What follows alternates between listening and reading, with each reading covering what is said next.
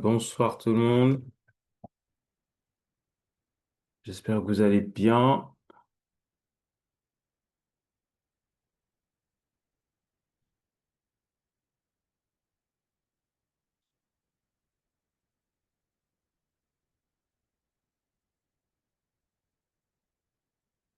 Parfait. Ok, si vous m'entendez, vous me voyez, c'est super. Ok, alors.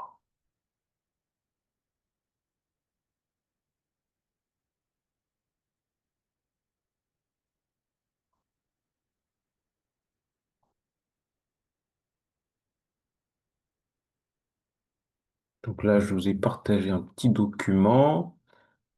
Vous me dites si vous le voyez.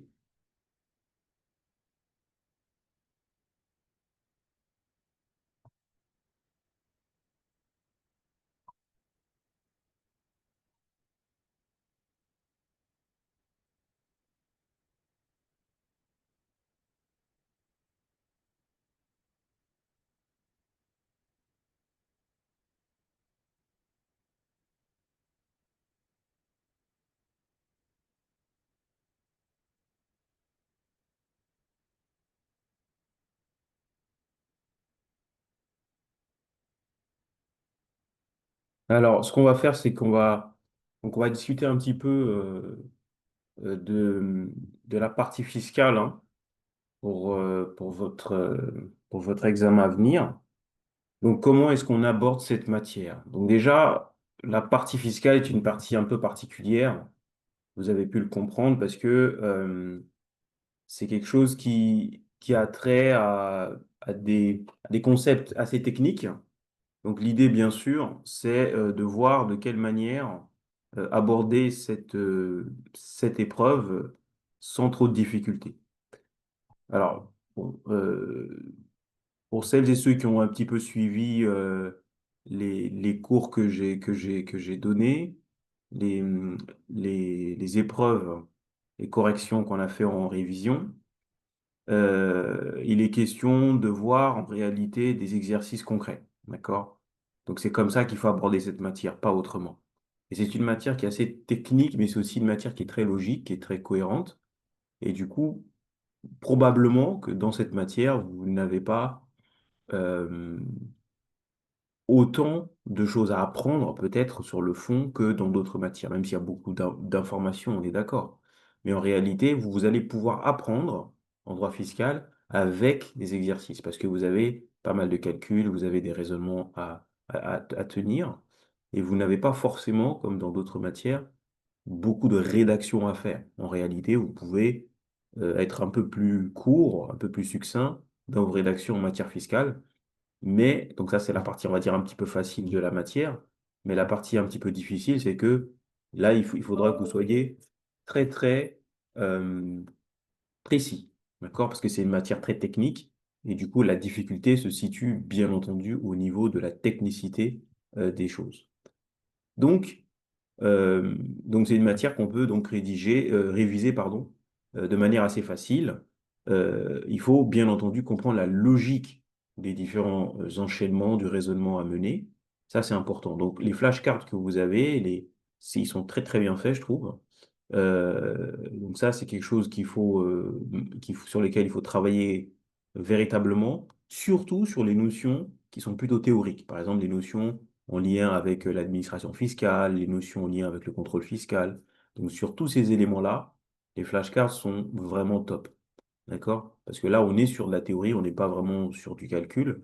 Donc vous allez pouvoir apprendre assez rapidement les notions en la matière.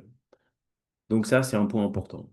Donc bien entendu, je pense que Madame Jessica Farjon a dû vous dire, pas d'impasse, d'accord, de manière générale, même s'il y a des thématiques assez globalement qui vont tomber plus fréquemment, qui sont d'une certaine manière plus importantes que d'autres.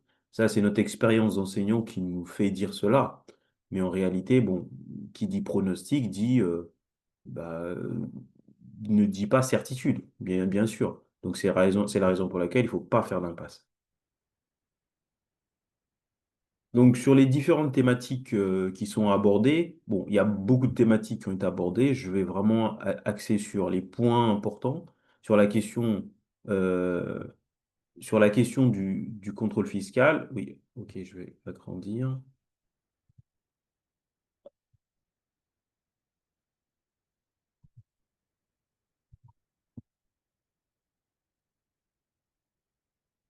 Donc, sur la question du contrôle fiscal, euh, vous avez c'est une partie qui est en réalité assez théorique, d'accord? Et comme elle est théorique, l'idée, bien sûr, pour pouvoir travailler sereinement, c'est c'est d'être en mesure d'identifier les mots-clés, d'accord? Donc en réalité, il n'y a pas vraiment de difficulté majeure sur cette partie, en tout cas, du programme. Mais il faut vraiment apprendre les mots-clés. D'accord? Ça, c'est important. Apprendre les mots-clés, ça va vous aider à identifier tout de suite. Ensuite, deuxième chose très importante, et ça, c'est visible dans les flashcards, c'est la chronologie. D'accord? C'est-à-dire, euh, lorsque vous regardez les différentes flashcards en la matière, vous allez voir que la chronologie dans laquelle ça a été fait, c'est la chronologie de la procédure telle qu'elle doit être faite dans le contrôle fiscal. Et donc, cette chronologie-là, apprenez-la dans cet ordre-là. Pourquoi? Parce que quand vous allez avoir, si vous avez une question en la matière, ce qui va se passer, c'est que vous allez devoir poser la question, où est-ce que je me positionne au niveau du cas? Est-ce que je me positionne au moment où le contribuable, par exemple, va recevoir un avis de vérification, ou est-ce qu'on va se positionner au moment où le contrôle a déjà été fait et qu'il va recevoir une proposition de rectification, ou est-ce qu'on va se positionner au moment où il est en contentieux avec l'administration? Avant, on va faire une réclamation préalable. Après, ensuite, on va aller au contentieux. Il faut savoir où se positionner. Si vous ne savez pas où vous positionnez dans l'intégralité du déroulement, ben vous perdre et faire un contresens. D'accord? Donc ça, regardez très bien un peu comment les flashcards ont été rédigés. Vous allez voir si ça suit véritablement la chronologie telle qu'elle est attendue. D'accord? Ensuite,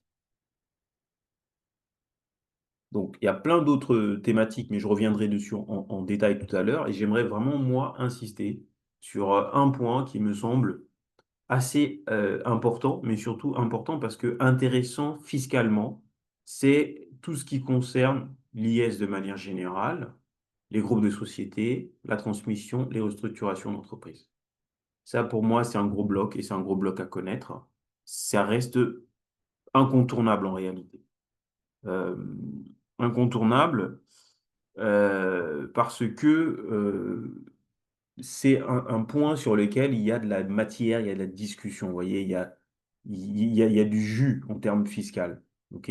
Donc, tout ce qui concerne la fiscalité des groupes, comment on traite fiscalement les opérations internes au groupe, les opérations qui peuvent être externes au groupe, mais qui peuvent avoir un impact sur le groupe, comment on détermine un périmètre, donc tout ce qui est régime RFI, tout ce qui est régime d'intégration fiscale, et tout ce qui concerne ensuite le traitement des distributions effectuées, tout ça, ce sont des choses importantes.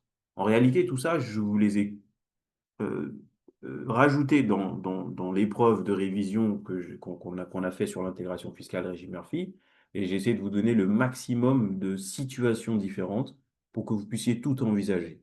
Et rien qu'en révisant avec ce cas, bah, déjà, vous allez apprendre en même temps. D'accord? Donc ça, c'est vraiment une chose importante.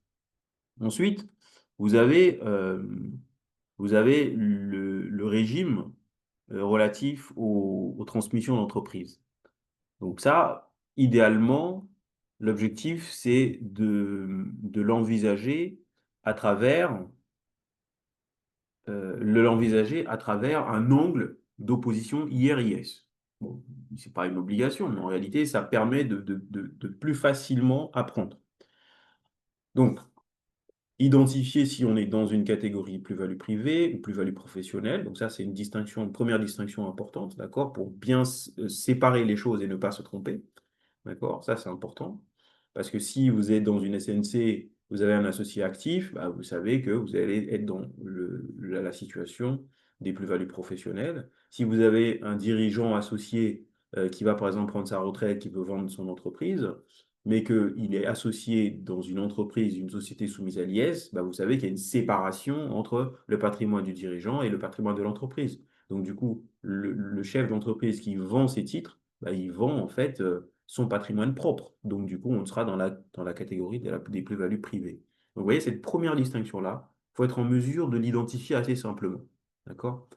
Ensuite, toujours dans la question de la transmission d'entreprise, vous avez les régimes de faveur, cas de transmission ou de cession d'entreprise, qui sont les régimes assez courants, 151 septies, 151 septies A, 151 septies B et les 138 quindes des sièges. Après, il y en a plein d'autres, mais ceux-là, ce sont vraiment ceux qui sont les plus importants et qu'il faut essayer de connaître. Donc, à mon avis, si on vous demande de travailler sur ces régimes-là, vu que les conditions sont nombreuses, je pense qu'on va vous donner en annexe les articles et les conditions des articles afin que vous puissiez les mettre en application. Je ne pense pas qu'on puisse attendre de vous que vous appreniez toutes les conditions par cœur parce qu'il y a plein de conditions. Mais par contre, là où vous allez devoir travailler, c'est dans la partie où vous devez vous dire, euh, en fonction de tous les éléments de fait que j'ai, comment je raisonne. C'est-à-dire que les éléments de fait vont vous aider à identifier si vous êtes plus sur l'exonération sur le chiffre d'affaires ou l'exonération pour dirigeant qui part à la retraite ou alors l'exonération en matière d'immeuble ou alors exonération, régime de faveur exonération en fonction de la valeur du bien transmis. D'accord? Donc, ce sont les éléments de fait qui vont vous amener à ça. Donc, vous devez déjà bien être en mesure d'identifier ces quatre situations de faveur. Et ensuite, quand vous avez un cas, bien lire les faits. Bien lire les faits pour dire, OK, tout de suite, pour éviter en fait de vous noyer et d'aller dans tous les sens. Donc, bien lire les faits et vous dire, OK, l'ensemble des éléments de fait que j'ai, ça m'amène naturellement vers quel régime. D'accord? Donc, avant de commencer à rédiger, posez-vous cette question fondamentale. Ça, c'est très important.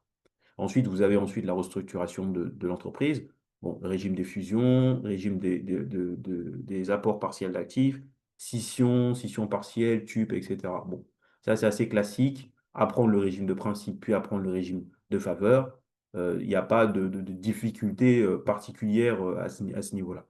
D'accord? Là, c'est assez carré en fait. Il n'y a pas de difficulté. Il faut simplement, on va dire, apprendre.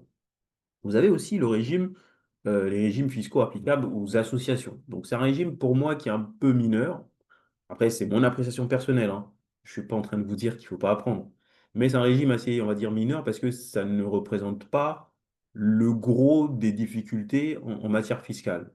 Ce sont des régimes qui sont à traiter en prenant en compte les critères qui permettent, par exemple, de dire si une société, si une association pourra relever de l'imposition à l'IS ou pas. Donc là, ce sont des critères assez théoriques à connaître. Et à partir de là, bon, vous avez réglé le problème. D'accord? Donc l'idée, c'est de pouvoir faire cette délimitation. Ensuite, autre chose importante, c'est que la partie fiscale de votre épreuve va compter pour à peu près 25% du temps et des points. Donc il faut aller assez vite, il faut être très concentré. Et en matière fiscale, être concentré, ça signifie essayer de bien décortiquer les éléments factuels. Parce que en matière fiscale, le diable est dans les détails. Donc n'hésitez pas à lire, à relire. Vraiment, c'est pas une perte de temps. Parce que dans la première lecture, peut-être que l'élément le plus important va vous échapper. Il faudra peut-être l'identifier dans la deuxième, voire troisième lecture.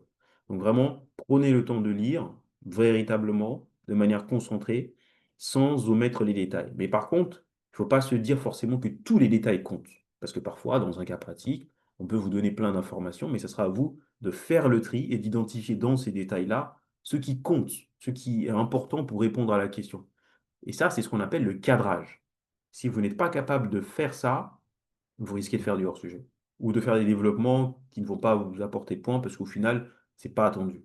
Et donc, comment on réussit à faire ce cadrage-là? Comment on réussit à extraire ce qui compte et laisser ce qui ne compte pas? En réalité, il faut mettre en parallèle, en lien, deux choses. D'abord, les éléments de fait que vous avez, mais surtout ensuite la question qui est posée. La question qui est posée, généralement en matière fiscale, elle est assez précise. C'est-à-dire qu'on va vous demander de déterminer le traitement fiscal d'une opération ou de déterminer l'imposition ou un calcul ou quelque chose comme ça. Et donc la question, elle sera assez précise. Donc comme elle sera assez précise, cela vous amènera vers les faits pertinents à sélectionner pour répondre à ce cas. Donc pourquoi faire ce cadrage-là? Pour éviter d'avoir à gratter, à écrire pendant un certain temps, alors que vous n'êtes pas tout à fait sûr si vous êtes bien dans la question. Donc il faut paramétrer la question correctement, faire ce cadrage-là avant de commencer à raisonner, avant de commencer à rédiger sur quoi que ce soit. Tant que cette délimitation n'est pas faite, vous n'êtes pas sûr d'aller sur ce qu'il faut. D'accord? Donc ça, c'est un point important, bien sûr.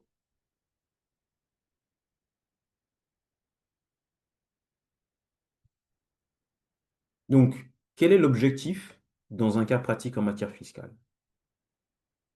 Peut-être même plus que dans les autres matières, c'est une matière pratico-pratique, dans le sens où on va tester tout de suite votre capacité à réfléchir, à raisonner de manière assez efficace sans avoir besoin de faire l'étalage de toutes ces connaissances juridiques et autres.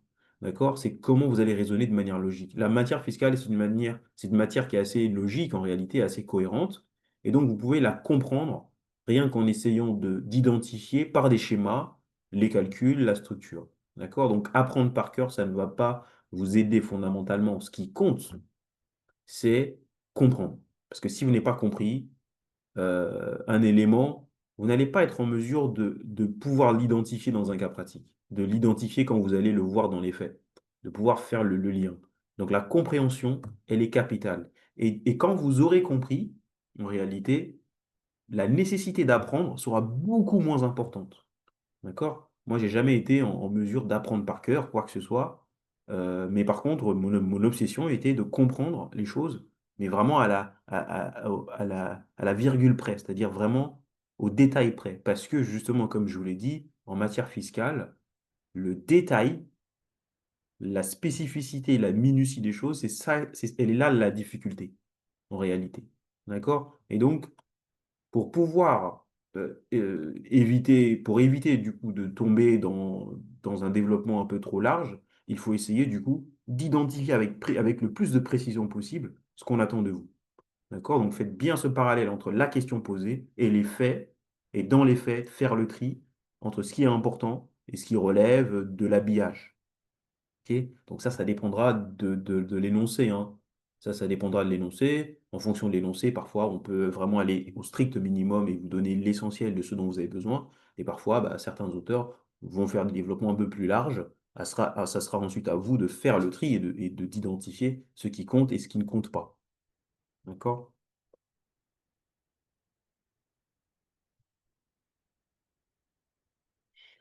S'agissant de la méthode de manière générale, bon, je pense que cette méthode, vous la connaissez, c'est une méthode de syllogisme structuré avec un principe, une règle de droit appliquée. Préciser de manière simple, hein, d'accord? Si vous n'avez pas l'article, c'est pas dramatique en réalité. Ce qui compte, c'est que vous ayez les principes et les conditions, d'accord? Ensuite, le mettre en application. Et cette deuxième partie, souvent, elle est un peu négligée parce que vous vous contentez parfois de faire des calculs rapides et de conclure en une phrase. Non, la deuxième partie, celle qui concerne l'application, c'est une partie qui en réalité est importante. Pourquoi elle est importante? Parce que, en fait, c'est là où vous allez démontrer votre capacité à convaincre. D'accord? Parfois, on peut se rendre compte qu'un étudiant n'a pas tout à fait tous les éléments au niveau de la majeure, au niveau de la règle de droit, mais par contre, on voit qu'il va essayer d'expliquer assez clairement, il va essayer d'être convaincant sur la partie démonstration, application. Donc c'est là où vous allez gagner des points. D'accord? Parce que là, si vous essayez d'être le plus précis possible, vous allez grappiller des points. Même si le principe, la règle de droit n'était pas tout à fait complète, bah, vous allez pouvoir rattraper et gagner un maximum de points au moment de l'application. Cette application-là, c'est ce qu'on appelle la mineure du coup. D'accord? Donc cette partie-là, il ne faut pas la négliger. Il ne faut pas la traiter simplement comme un espace pour faire du calcul. Non, démontrer. C'est-à-dire que si dans la majeure, vous avez dit, voilà, cette opération relève des plus-values professionnelles, les plus-values professionnelles, c'est ça relève de tel régime. Dans la mineure, vous dites, OK, l'application des plus-values professionnelles entraîne tel type de régime. Ce type de régime a pour conséquence l'application de tel type d'imposition. Vous voyez, soyez vraiment, on va dire, pédagogique pour que la personne qui vous corrige, bah, elle se dise, voilà, là j'ai un effort de rédaction, j'ai un effort de démonstration. D'accord?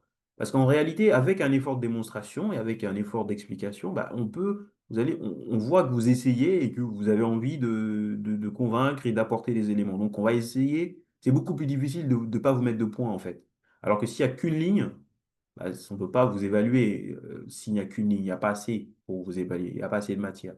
Donc, l'idée, bien entendu, c'est pas de rédiger pour rédiger. L'idée, c'est l'élément que vous avez, essayer de le décortiquer au maximum. D'accord? Ensuite, sur la présentation en elle-même, votre copie doit être une copie fluide. C'est-à-dire que si vous respectez vraiment bah, cette méthodologie, le principe, je saute une ligne, l'application, je saute une ligne, conclusion, vous voyez, déjà la copie elle est fluide. On identifie tout de suite trois paragraphes, on sait tout de suite que les trois paragraphes correspondent aux trois étapes. Donc déjà, ça aide la personne qui vous corrige. Donc elle va vous corriger sans effort. D'accord? Et ça, c'est une bonne chose. Mais si elle doit décortiquer où on en est, c'est compliqué. D'accord? Donc, il faut lui faciliter la tâche aussi à la personne qui va vous corriger. Donc, on aborde le cas concrètement en lisant, comme je l'ai dit, deux fois minimum le sujet. D'accord? Identifier les éléments clés en lien avec la question posée et faire le tri entre ce qui est pertinent et ce qui ne l'est pas. Et ça, ce sont les faits qui vont vous aider à le faire, à réussir cela. Ensuite, les questions, bon, vous pouvez avoir des questions dans tous les sens, mais en réalité, les questions, qu'on va vous poser peuvent être des questions, on va dire, qui se suivent et qui ont une logique, c'est-à-dire la première, une fois que vous avez répondu, va vous aider à répondre à la seconde, etc. Ou parfois, elles peuvent être totalement déconnectées les unes des autres. C'est la raison pour laquelle il faut lire d'abord les questions en intégralité avant de commencer avant de commencer à rédiger. Pourquoi? Parce que si vous ne faites pas ça, vous risquez peut-être d'anticiper certaines réponses d'une question suivante, d'en parler au début alors que ce n'était pas demandé et du coup être obligé de vous répéter et de perdre du temps. D'accord? Donc c'est la raison pour laquelle prenez le temps de bien lire l'intégralité du sujet au début et bien délimiter ce qu'on attend de vous. Donc ensuite, travailler de manière stratégique, ça veut dire aller à la chasse au point le plus vite possible. Donc, vous allez traiter en priorité les éléments sur lesquels bah, vous avez une bonne maîtrise et sur lesquels vous savez que vous allez pouvoir répondre vite et bien. D'accord? Et ensuite, aller sur les questions que vous maîtrisez peut-être un peu moins bien. Ça, c'est important. Donc, appliquer le syllogisme de manière rigoureuse, donc les trois étapes du raisonnement, c'est un véritable plus pour vous et pour la personne qui vous corrige. Donc maintenant, pour réviser, là, on est sur la dernière ligne droite. Reprendre le cours, ça sera trop long, ça risque de vous décourager. Là, à ce stade, ce qu'il faut, c'est s'entraîner sur les exercices, sur les trucs concrets. Donc d'ailleurs, je vous l'ai dit, la matière fiscale peut s'apprendre par la pratique. D'accord? Donc faites des schémas de compréhension sur les cas pratiques que je vous ai donnés, par exemple, ou que les autres profs vous ont donnés. Visualisez matériellement les liens entre les différentes choses, les connexions juridiques comment le droit fiscal articule les différentes règles entre elles. C'est ça qu'il faut comprendre. Si vous comprenez ça, le reste, ça va vous paraître en fait beaucoup plus logique si vous comprenez ça. Donc ça va passer par des schémas, par des flèches. Si j'ai cette situation-là, à quoi ça me renvoie? D'accord? Et si ça me renvoie à telle chose, à quel type de régime d'imposition cela va aboutir? En fait, l'idée, et ça doit être votre obsession, c'est toujours d'aller au bout du raisonnement. En droit fiscal, il faut toujours aller jusqu'au bout du raisonnement. J'ai une qualification, cette qualification, elle m'amène vers un régime IR ou IS par exemple. Dans ce régime IR ou IS, ça m'amène vers quelle catégorie d'imposition ou quel type d'imposition. Ce type d'imposition, ça m'amène à quel calcul concret. Ensuite, ce calcul concret-là, je le fais à quel niveau? Est-ce que je le fais au niveau de l'associé? Est-ce que je le fais au niveau de la société? Vous voyez, il faut aller jusqu'au bout. Vous allez tirer le fil plus vous faites ça, plus votre réponse est complète. D'accord? Donc, l'étude des mots-clés est bien entendu une étude assez importante, hein. Donc, dans le cadre de tout ce qu'on vous apporte, il faut savoir que les mots-clés qu'on vous donne sont assez bien faits. D'accord? Donc là, je reprends un peu la checklist des mots-clés de cette année.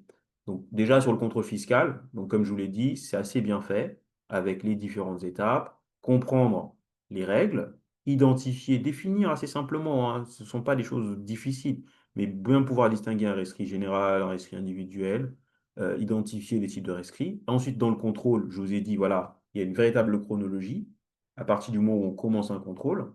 D'accord? Donc, identifier les différentes notions. Droit de communication, c'est l'administration qui demande des informations à des tiers. L'examen de comptabilité, bah, c'est comme la vérification de comptabilité, mais ça se fait à distance. La proposition de rectification, là, vous devez savoir où est-ce qu'on se situe. D'accord? Est-ce qu'on se situe avant ou après le contrôle? À quel stade du contrôle? Vous voyez? Avant ou après le contrôle, avant le contentieux ou après le contentieux. Si vous savez ça déjà, vous avez gagné beaucoup de choses parce que vous n'allez pas faire de contresens. Donc, les délais de reprise, bon, ça, vous allez les prendre en compte avant le contrôle et voir comment l'administration les traite, si elle respecte bien les délais de reprise. Et surtout, regardez en quoi le contribuable pourra agir si jamais l'administration n'a pas respecté le délai de reprise, etc. D'accord? Donc ensuite, tout le reste, ce sont les différentes garanties. Ce sont des garanties qui sont prévues par la jurisprudence en faveur du contribuable pour éviter que l'administration ne fasse pas n'importe quoi. Et ensuite, vous avez bah, du coup des types de contrôles spécifiques. Droit d'enquête en matière de TVA, les procédures d'office, la taxation d'office, et puis d'autres procédures un peu plus contraignantes, comme ce qu'on appelle la visite domiciliaire, c'est la perquisition fiscale, donc le droit de visite et de saisie. Vous avez ensuite la flagrance fiscale et toutes les autres formes de situations qui peuvent être en lien avec la flagrance fiscale. Euh,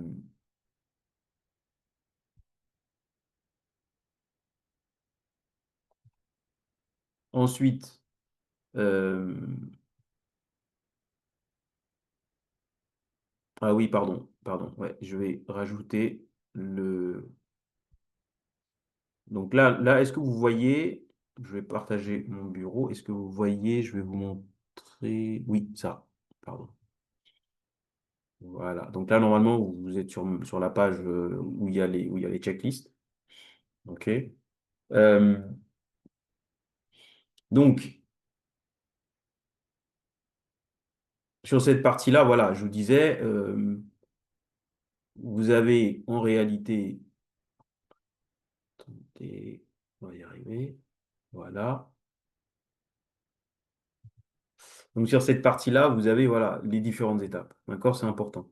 Autre point important, c'est identifier, comme je vous l'ai dit tout à l'heure, quand on est dans les sociétés, vous identifiez l'IS, l'IR. Là, c'est pareil.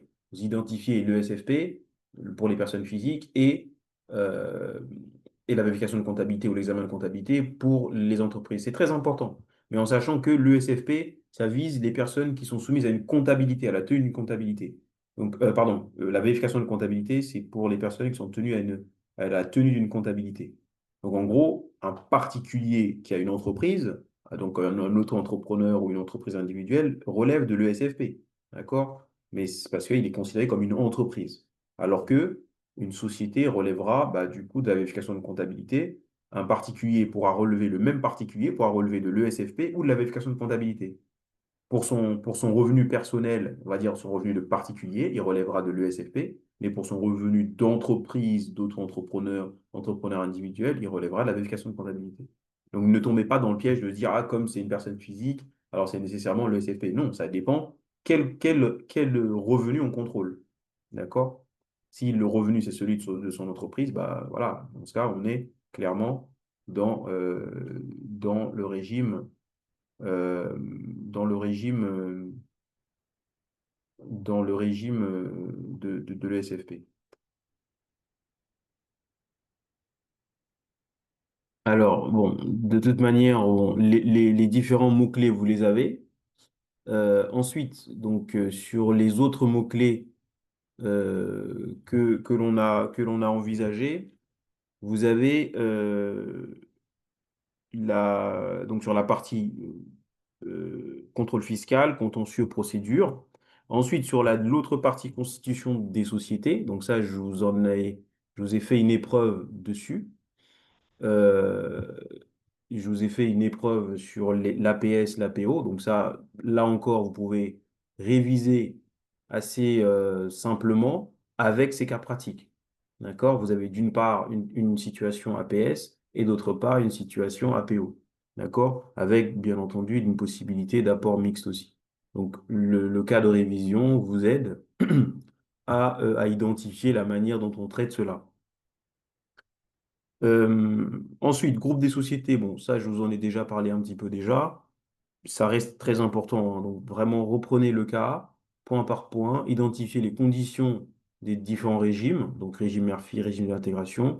En gros, décortiquer comme ce que je vous ai mis dans le corrigé, je vous ai expliqué, voilà, d'une part, on a les conditions de la mère, d'autre part, les conditions de la filiale, et troisièmement, les conditions du groupe ou du périmètre ou des distributions.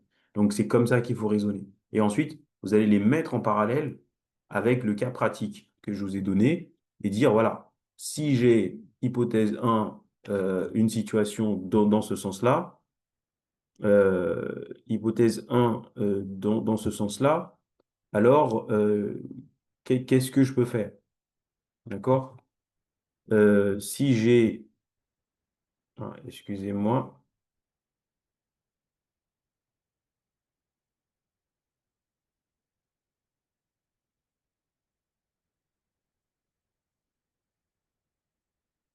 Donc, si j'ai l'hypothèse 1 avec tel type de distribution, qu'est-ce que je peux faire? Si j'ai l'hypothèse 2 avec tel type de distribution, qu'est-ce que je peux faire? D'accord? Donc, c'est comme ça qu'il faut raisonner, avec des choses vraiment concrètes.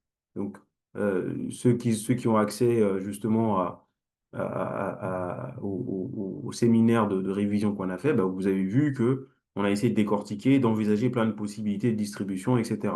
Donc, c'est comme ça qu'il faut raisonner, en vous posant des questions concrètes. En gros, si la filiale, elle distribue, quel est l'impact de cette distribution sur le groupe? Si la filiale est intégrée, quel est l'impact? Si la filiale n'est pas intégrée, quel est l'impact? Si la filiale est en France, quel est l'impact? Si elle est en Europe, quel est l'impact? Si elle est aux États-Unis, quel est l'impact? Si elle est dans un ETNC, quel impact? Vous voyez, des choses hyper concrètes. Parce qu'à chaque fois, bah, il y aura une réponse différente. OK? C'est comme ça qu'il faut raisonner. Et en raisonnant comme ça, bah, du coup, vous allez comprendre la logique. OK? Donc, c'est comme ça qu'il faut vraiment aborder les questions. Ensuite, s'agissant de la fiscalité, donc autre thématique de la fiscalité internationale, là, vous avez d'une part le traitement des conventions fiscales, hein, de manière assez traditionnelle, les conventions fiscales internationales, en apprenant les critères IR puis les critères IS. Donc, vous allez devoir départager, bon, ça, c'est pas difficile hein, en soi. Ce qui compte en réalité, une fois que vous avez identifié ces différents critères, c'est d'être en mesure de les utiliser correctement. D'accord? Les utiliser, mais étape par étape. Donc, c'est assez clair. Si je prends par exemple en matière d'hier, bah, vous avez le foyer fiscal, le lieu de séjour principal, l'activité économique, l'activité professionnelle principale, et enfin le centre des intérêts économiques. Vous voyez? Donc, ça, ce sont des exemples qui permettent bah, de savoir tout de suite que ce sont les critères dont j'ai besoin pour répondre à la question. Et du coup, bah, vous allez bêtement, d'une certaine manière, les mettre en application, en sachant que comme c'est alternatif, bah, dès que le premier est rempli, vous avez votre réponse. D'accord? Mais, et ça c'est un point de méthodologie, dans la réponse que vous allez donner, euh, dans la partie règles de droit, dans la partie principe, il faut rappeler toutes les conditions. C'est important parce que vous ne savez pas en fait si vous ne savez pas quel est le nombre de points qui est accordé à l'ensemble des éléments. Donc, même si par exemple vous n'avez besoin que d'un seul critère, dans votre majeur, dans la règle de droit, rappelez quand même les différentes conditions de façon complète. Et après, dans la partie application, là, vous allez faire le tri. Vous allez dire, bon, bah, en réalité, dès lors qu'une des conditions est remplie, moi j'ai besoin que de cette condition-là, bah, du coup, je la mets en application et je conclus. D'accord? Mais au moins, on saura que bah, si vous avez fait ce tri-là, c'est parce que bah, vous voulez gagner du temps et que vous n'avez pas besoin des autres. OK? Mais si vous ne les mentionnez pas dans la partie règles de droit, on risque de se dire que vous ne les connaissez pas. D'accord? Donc il faut d'abord les préciser et après, dans la partie application, présenter uniquement celles dont vous avez besoin pour répondre à la question. Donc ça relève de la pertinence. OK? S'agissant ensuite toujours de la fiscalité internationale, vous avez la question de l'évasion fiscale, de la fraude fiscale, donc de l'ensemble des opérations qui portent atteinte à ce principe d'égalité devant l'impôt. Et donc pour ça, il y a un point important qu'il faut connaître. Un point important, c'est la question de l'abus de droit. Bien délimiter ce que c'est que l'abus de droit de manière générale, les effets, les conséquences et les sanctions qu'on peut apporter à l'abus de droit, les différentes majorations de 40%, 80%. Connaître aussi un petit peu le mini abus de droit et en quoi il est un petit peu différent, en quoi il vient augmenter la possibilité pour l'administration de rectifier sur le terrain de l'abus de droit. Et enfin, troisième élément, essayer d'identifier en quoi la procédure de rescrit anti-abus de droit, par exemple, L64B, permet de se prémunir contre les sanctions de l'abus de droit. Donc c'est comme ça qu'il faut envisager cette question-là. Donc la question de la fiscalité internationale, vous envisagez sous deux blocs la fiscalité en lien avec les conventions, d'accord? Comment on traite une situation de double imposition, globalement, c'est ça traditionnellement. Et ensuite, dans un second temps, la question de l'abus de droit, d'accord? Puisque la fraude fiscale relève de l'abus de droit. Donc, l'abus de droit de manière générale, avec ces deux branches, abus de droit classique et mini-abus de droit. Et ensuite, comment, en tant que particulier, je peux faire pour éviter d'être sanctionné sur le terrain de l'abus de droit. D'accord? Voilà, c'est comme ça qu'on aborde. Ensuite, autre thématique, où vous avez des thématiques en lien avec le financement des entreprises, donc assez spécifiquement sur celui qui revient assez traditionnellement, c'est les comptes courants d'associés. Par exemple, comment on traite les comptes courants d'associés avec un particulier ou avec une entreprise. Donc, vous apprenez les conditions, d'accord? La nécessité d'avoir un capital libéré, ensuite la nécessité que le taux ne dépasse pas le taux de référence, donc le taux légal, et si on est dans une entreprise liée, prendre en compte le fait que si le taux du marché est supérieur, alors on va prendre en compte le taux du marché. D'accord? Donc globalement, sur la question du financement, c'est vraiment, il y a plein d'autres petites situations, mais c'est celui-là qui revient le plus souvent, c'est celui qui est le plus traditionnel à donner en examen, en réalité. D'accord? Ensuite, autre point, autre thématique, la fiscalité des fusions. Donc, comme je vous l'ai déjà dit, c'est un régime assez simple, il faut apprendre. Là, pour le coup, il n'y a pas vraiment de piège, mais il faut apprendre. D'accord? Il faut vraiment faire les différentes, identifier les différentes situations. Donc, c'est assez carré. Le principe et le régime de faveur en face. D'accord? Ensuite, autre thématique, cession et transmission d'entreprise. Cette thématique, je trouve qu'elle est, à mon avis, importante aussi, parce que on peut l'envisager sous deux angles. Le premier angle, c'est l'envisager sous le terrain de ce que je vous ai expliqué tout à l'heure, à savoir les transmissions d'entreprises 151 septies, les régimes de faveur 151 septies A, 151 septies B, 238 quinquies, avec les conditions qui s'y appliquent. Mais aussi, on peut l'envisager, donc ça, c'est, on l'envisage sous l'angle, on va dire, de l'entreprise en elle-même, mais on peut aussi l'envisager sous l'angle du dirigeant. D'accord? Par exemple, le dirigeant qui souhaite, pardon, céder les titres de son entreprise et partir, par exemple, à la retraite. Donc, il faudra bien faire attention à identifier s'il s'agit d'une entreprise qui relève de l'IR, s'il s'agit d'une entreprise qui relève de l'IS, parce que le régime fiscal ne sera pas le même. D'accord? Si l'entreprise relève de l'IR, on pourra tout à fait, si les conditions sont remplies, se retrouver dans le cas des plus-values professionnelles et vérifier ensuite si le régime d'exonération ou le régime de faveur, en tout cas, s'applique. Et si on n'est pas dans le régime de l'IR, on va voir que dans le régime de l'IS, c'est-à-dire dans le régime où la société dont les titres sont cédés est dans l'IS, alors on va s'intéresser plus cette fois-ci à l'associé, d'accord? Puisque ce n'est pas la société qui a imposé, c'est l'associé lui-même qui a imposé. Mais du coup, on va se dire, mais il a imposé au titre de sa plus-value privée des particuliers ou de la plus-value professionnelle, d'accord? Ici, comme il y a une séparation entre les deux, euh, alors dans ce cas, il faudra aller sur le terrain du PFU, aller sur le terrain de l'abattement proportionnel du droit commun, l'abattement proportionnel renforcé, si les conditions sont remplies, et également, éventuellement, le régime de l'abattement fixe de 500 000 pour les dirigeants qui partent à la retraite. D'accord? Donc, il y a également une question sur les droits sociaux et fonds de commerce. Oui, oui aussi. Après, bon, c'est un petit cas, on va dire, en réalité. Mais bien entendu, comme je vous l'ai dit, il n'y a pas d'impasse possible. Vous pouvez tomber sur tout, mais les éléments dont moi je suis en train de vous parler sont vraiment des éléments qui sont des éléments phares, vous voyez, qu'on retrouve assez souvent et sur lesquels justement il faut se préparer de manière, on va dire, plus poussée. D'accord? Mais bien entendu, hein, les cessions de droits sociaux, cessions de fonds de commerce sont des régimes à connaître, hein, bien entendu. Et dans la transmission, peut-être aussi traiter un peu le régime du trade. Bon, même si le régime du trade est assez technique, je ne sais pas trop si ça a vocation, enfin si dans le pronostic il y a vocation à avoir un cas hyper technique, hyper précis dessus, parce que c'est quelque chose qui prend beaucoup de temps à traiter en réalité, parce que pour pouvoir bien mobiliser toutes les conditions du régime du trade, ça prend du temps. Donc c'est toujours plus délicat, plus difficile de le donner dans un examen. Parce que si on a envie de poser beaucoup de questions et qu'on colle un Dutreil, ben, en fait, on est limité. D'accord? On sera limité en termes de questions. Euh, ensuite, vous avez la situation, dernière situation, on va dire, celle qui est en lien avec les associations. Donc ça, je vais peut-être me répéter un peu. Bon, vous allez devoir simplement, on va dire, apprendre les situations particulières qui permettent à une association bah, de relever d'une imposition ou pas. D'accord? Donc, ce sont des critères, on va dire, théoriques, d'accord, en soi. Critères théoriques en soi, vous n'avez pas fondamentalement de calcul majeur à faire à ce niveau-là. Donc, ça, c'est assez facile à apprendre. D'accord? Donc, voilà un petit peu les conseils que je pouvais vous donner. L'idée, vraiment le conseil fondamental que moi je vous donnerais sur la matière fiscale, parce que c'est une matière qui peut faire peur un peu, qui est assez technique, allez vraiment sur les cas pratiques.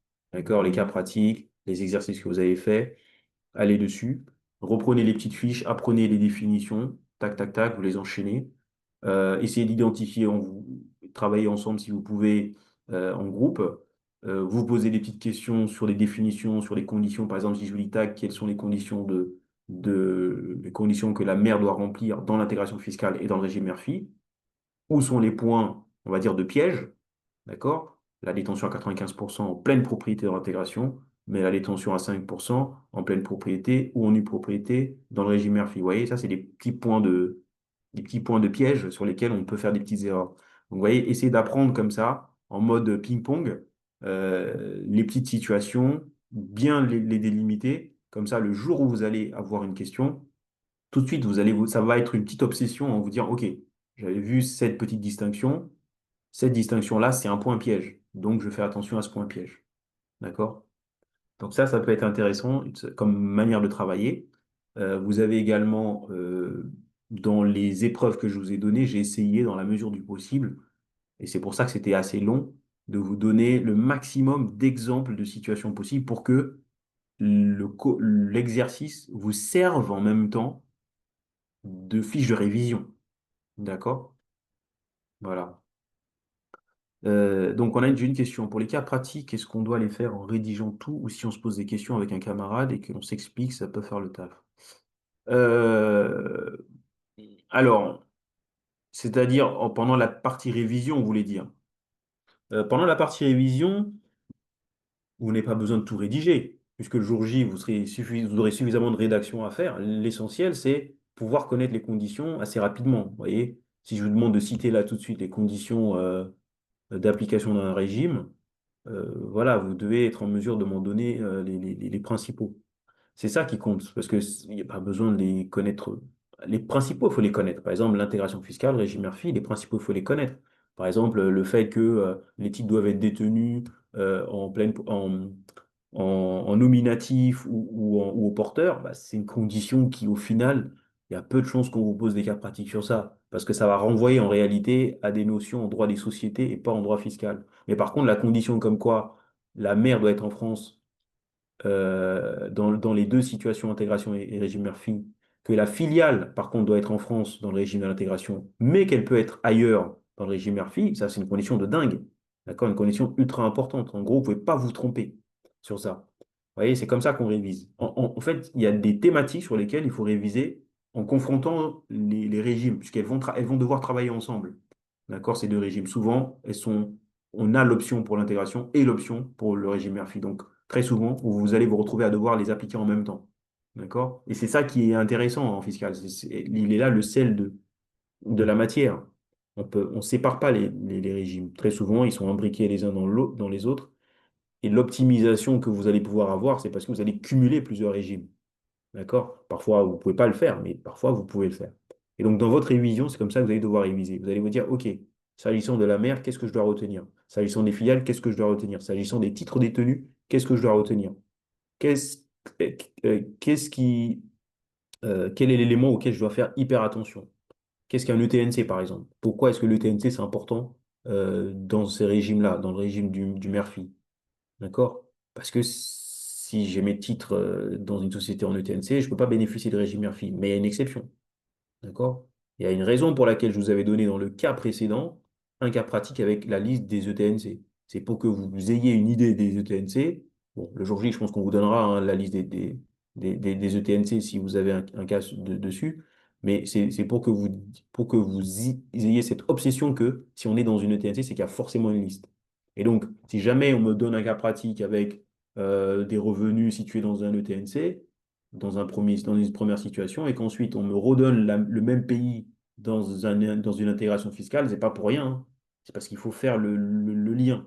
Et du coup, entraînez-vous à faire ce lien, parfois entre intégration et mère-fille, mais aussi parfois avec des situations qui ne sont pas en lien direct avec l'intégration des mère-fille. D'accord? Parce qu'il y a toujours un effet comme ça. OK? ETNC, ce sont les États et territoires non coopératifs. D'accord? Donc, ce sont des États ou territoires qui ne partagent pas avec la France qui ne font pas un échange d'informations en matière fiscale et qui ne sont pas coopératifs en fait. Donc vous avez, c'est une forme de paradis fiscaux. En gros, c'est la forme la pire forme d'une certaine manière de paradis fiscaux. Donc vous avez la liste des paradis fiscaux, enfin pardon, vous avez la liste des États qui sont considérés comme des ETNC, qui sont ceux qui ne coopèrent pas, dans lesquels il n'y a pas d'impôts, etc., etc. Et cetera.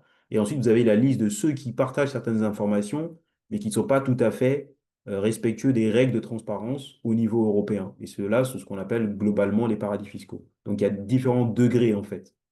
OK? Donc, c'est, voilà. Et les ETNC, c'est une liste, relève d'une liste euh, qui est comment on appelle? Qui est publiée et qui est mise à jour chaque année par l'administration fiscale. Donc la liste, elle change un peu. Il y a des années où on a un pays qui va rentrer dedans et puis l'année suivante, le pays va sortir. Donc voilà, c'est une liste qui est mise à jour chaque année. D'accord? Donc vous, si vous devez traiter un ETNC, bon, comme je vous l'ai dit, hein, vous l'aurez en annexe en principe. On ne peut pas apprendre les termes, la liste des États, la liste des États. Donc vous les aurez. Mais du coup, il faut pas oublier de l'utiliser. Si on vous le donne, c'est que ça a peut-être un intérêt. D'accord? Parce que les sanctions ne sont pas les mêmes. Si j'ai mon argent dans un ETNC ou si j'ai mon argent dans un simple paradis fiscal, bah, je n'aurai pas la même sanction. D'accord? Donc c'est comme ça qu'il faut raisonner. Du coup, ça a un impact aussi dans l'intégration fiscale, dans le régime Murphy, enfin dans le régime Murphy surtout, parce que dans l'intégration fiscale, de toute façon, ça sera exclu. OK? Est-ce que vous avez des questions?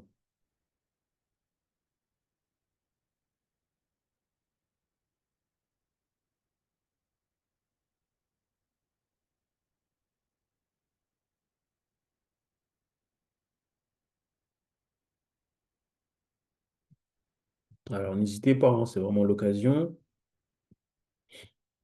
Si vous avez des questions,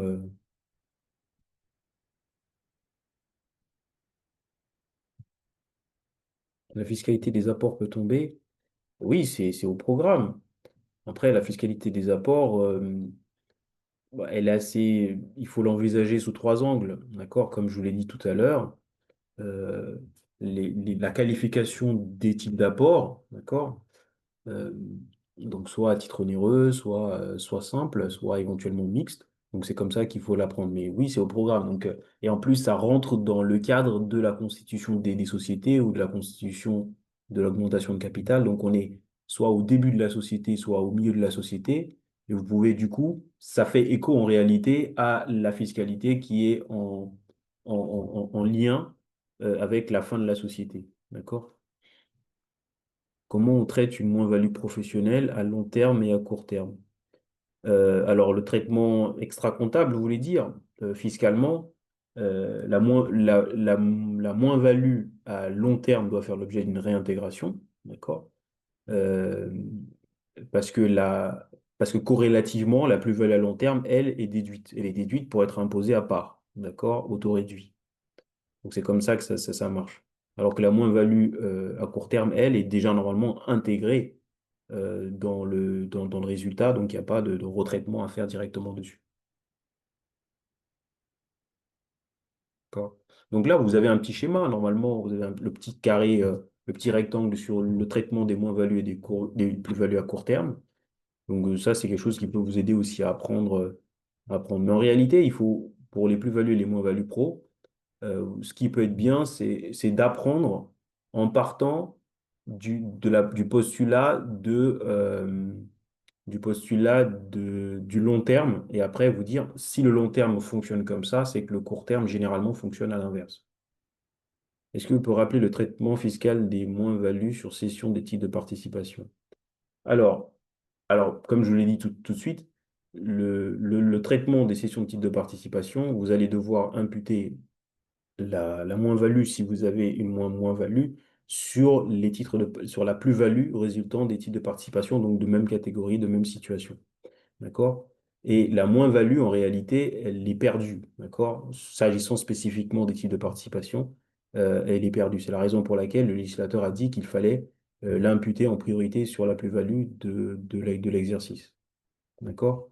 Donc, c'est ça qui est intéressant. Donc, s'agissant de la plus-value elle-même sur les types de participation, la plus-value est une plus-value dans laquelle vous avez une exonération de la plus-value à long terme, mais avec une réintégration de la quote-part de frais et charges de 12%. Mais cette quote-part de frais et charges est calculée uniquement sur la plus-value brute.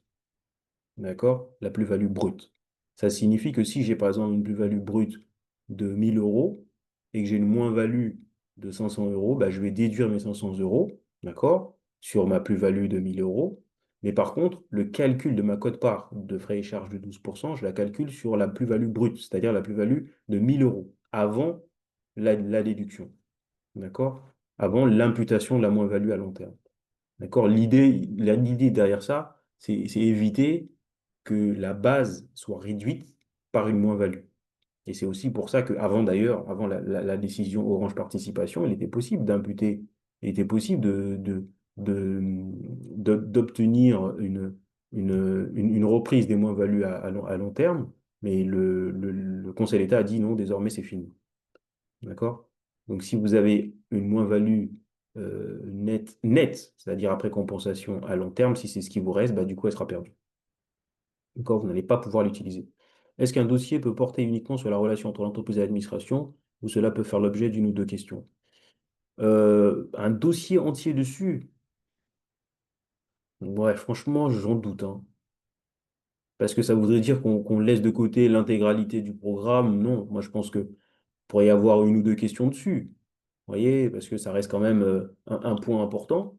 Mais de là à dire l'intégralité du dossier, non, je pense. Après, voilà, ça, je pourrais pas vous dire, mais moi, j'aurais pas fait un cas pratique comme ça. C'est-à-dire que moi, j'aurais intégré dans un cas pratique, dans un dossier, plusieurs petites questions, avec bien entendu la relation entre l'administration et l'entreprise.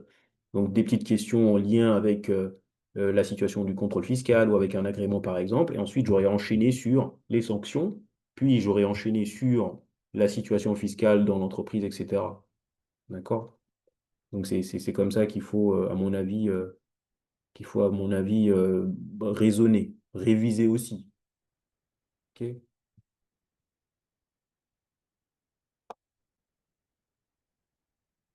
Alors, d'autres questions? Des questions assez sur le thème, sur ce thème, telles que les calculs de parité des chances et postures de fusion, par exemple. Oui, c'est possible. C'est possible. Oui, c'est possible parce que de toute façon, les restructurations sont au programme aussi. Donc, mais après, c'est pas des thématiques qui sont, on va dire, très longues à traiter. Donc, vous aurez des petites questions dessus parce qu'en fait, ce sont des choses assez carrées en réalité. Et la question des opérations de fusion et autres, ce sont des questions assez carrées. Donc vous pouvez avoir des questions. De toute façon, à partir du moment où c'est dans le programme, vous pouvez absolument avoir des questions. C'est pour ça que la première chose que je vous ai dit quand j'ai commencé cette vidéo, c'est pas d'impasse. D'accord? Donc, il faut tout voir. Ok. Même si vous ne voyez pas tout en détail ultra technique, mais il faut tout voir. Est-ce que les abandons de créances peuvent tomber? Ah oui, ça je pense que. Et puis c'est assez traditionnel, hein, les abandons de créances. C'est assez traditionnel. Bien faire cette distinction. Bien faire cette distinction abandon de créance à caractère commercial, à caractère financier, et puis vous dire, OK, est-ce qu'on est en procédure collective ou pas? Si on est en procédure collective, dans le cas de l'abandon de créance à caractère financier, la déduction se fait à quel niveau? Elle se fait au niveau où l'abandon va permettre à la filiale qui est en procol, de revenir à la situation de zéro, situation négative au début, revenir à la situation de zéro. Donc cette fraction de l'abandon est déductible. Et l'autre action de l'abandon déductible, à caractère financier, c'est la fraction euh, qui concerne le pourcentage détenu par les autres associés, autres que la filiale, autre que la société qui a fait l'abandon. Donc ça, oui, ça c'est quelque chose c'est assez traditionnel dans un cas pratique, en fait, les abandons de créances. Donc pour moi, oui, faut le réviser. D'accord? Moi, en tout cas, c'est quelque chose que j'ai beaucoup donné en examen, hein, par exemple. Vous voyez, donc je me dis que oui, c'est assez carré. Et puis, c'est un sorte de cas que vous pouvez traiter sans que ça prenne énormément de temps. Mais pour autant, ça reste fiscalement et intellectuellement très intéressant. C'est quoi l'impact des ETNC dans le régime de mère-fille? Cas où on détient au moins 5%, au moins les 5% de la fille. Euh, L'ETNC, dans un régime mère-fille, la mère doit détenir 5% de la filiale pour pouvoir bénéficier du régime mère-fille. D'accord? C'est-à-dire pour pouvoir bénéficier de l'exonération à 95% ou 99% de la distribution du dividende versé par la fille. Si la filiale est dans un ETNC, le régime mère-fille ne s'applique pas. Voilà, c'est ça la condition de dingue. Maintenant, l'exception à cette règle, c'est que la filiale peut quand même être dans un ETNC et le régime Murphy peut s'appliquer si la domiciliation des dividendes dans la filiale qui est dans un ETNC n'est pas fait pour des raisons de fraude fiscale. C'est-à-dire qu'il y a une véritable activité économique là-bas, il y a un siège, il y a un bureau, il y a une véritable activité économique. En gros, on n'a pas déplacé des, on n'a pas déplacé des dividendes là-bas juste pour pouvoir échapper à l'impôt. N'oubliez pas que l'ETNC, c'est par principe un État dans lequel la fiscalité est soit de zéro, soit très très faible. Donc l'idée, en envoyant les dividendes là-bas, en plaçant les dividendes dans une société là-bas, c'est qu'on va se retrouver avec des dividendes qui sont pas taxés. Donc, ce dont on ne veut pas. Donc, l'idée, c'est pour ça que le législateur a dit, bah, si vous envoyez vos dividendes dans un ETNC, vous domiciliez votre société dans un ETNC, là, cette société-là, si elle fait une distribution à la mère, ben, la mère ne pourra pas bénéficier de l'exonération de 95% parce que dans l'ETNC, elle n'est déjà pas imposée. Donc, il n'y a pas de raison qu'on l'exonère en plus. D'accord? Voilà, c'est comme ça, qu'il faut raisonner. Mais bien entendu, si la mère démontre que la filiale est là-bas pour une raison bien économique, etc., bon, bah, dans ce cas, on pourra bénéficier du régime. D'accord? Une société qui bénéficie de l'intégration fiscale peut bénéficier de régime mère-fille. Oui, ce sont deux régimes différents qui n'ont pas la même finalité. L'intégration fiscale sert à consolider les résultats. Le régime mère-fille sert à bénéficier d'une exonération sur les dividendes distribués. D'accord? Donc, du coup, généralement, le régime Murphy va venir s'intégrer au régime de l'intégration fiscale. Mais vous pouvez parfaitement avoir une situation où la mère n'est pas dans une intégration fiscale et elle fait un régime Murphy avec sa filiale. Le principe de l'intégration sauvage. Alors, c'est un peu long à expliquer, l'intégration sauvage. J'en ai traité dans le sujet de révision. En fait, c'est l'idée d'intégrer les conséquences du déficit d'une filiale qu'on détient dans un périmètre d'intégration. En gros, la mère ou une filiale dans un groupe d'intégration a des participations dans une SNC, une société de personnes par exemple. Cette SNC dégage un déficit et la règle dans une SNC, c'est que le résultat doit remonter à la mère. Donc au final, cette SNC va faire remonter un déficit au sein de l'intégration fiscale, au sein du résultat d'ensemble, alors qu'elle-même, SNC, n'a pas le droit d'être dans l'intégration fiscale parce qu'elle est alliée. C'est ça l'intégration fiscale, c'est ça l'intégration sauvage. C'est qu'on force un déficit à rentrer dans un résultat d'ensemble, euh, dans un résultat d'ensemble, alors même que la société qui les envoie n'a pas le droit d'y être. C'est pour ça qu'on dit qu'elle est sauvage. En intégration fiscale, les dividendes sont exonérés à 95%, c'est bien cela?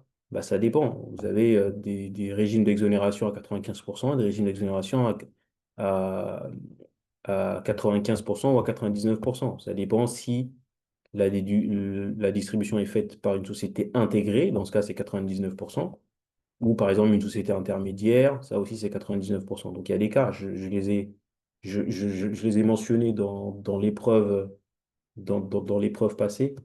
Donc ça, c'est les conditions qu'il faut apprendre. Ce sont les conditions qui sont précisées à l'article 223 du Code général des impôts et qui permettent de savoir voilà, si c'est la filiale intégrée qui fait la distribution, 99%, si c'est une société intermédiaire, 99%, mais si c'est une filiale qui n'est pas intégrée, bah, c'est 95%.